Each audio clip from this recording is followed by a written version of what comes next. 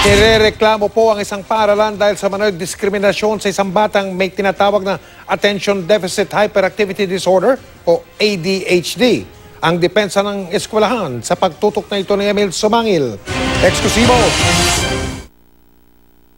4 na taong gulang nang ma-diagnose na may ADHD o Attention Deficit Hyperactivity Disorder ang grade 3 student na si Moira, di niya tunay na pangalan. Itong isang condition that's caused by a chemical imbalance in a certain part of the brain.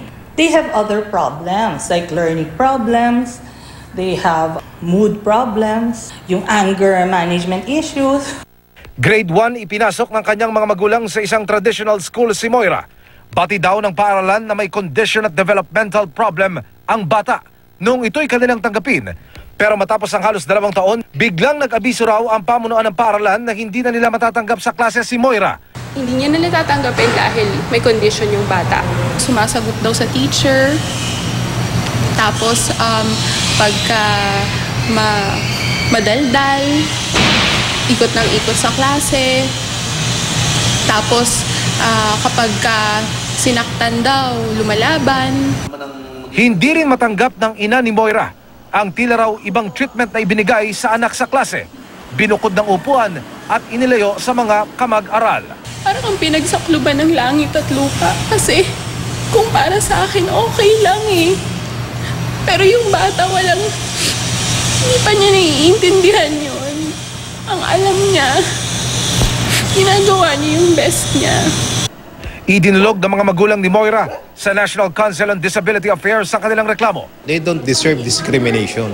In fact, you should embrace them, you should include them, no? And that is what we are calling to all sectors of society. Umapela naman ang ADHD Society of the Philippines sa mga paaralan na may mag-aaral na kung tawagi children with additional needs at developmental problem. They need more understanding. Kasi syempre, hindi nila nakokontrol yung reactions nila to different situations. Ayon sa DepEd, walang dapat tanggihan ng paaralan, lalo na kung alam nila't simulat sa pool ang kondisyon ng bata na kanilang tinanggap. Kailangan natin na mabigyan ng pantay na karapatan ang lahat ng bata na makapag-aral.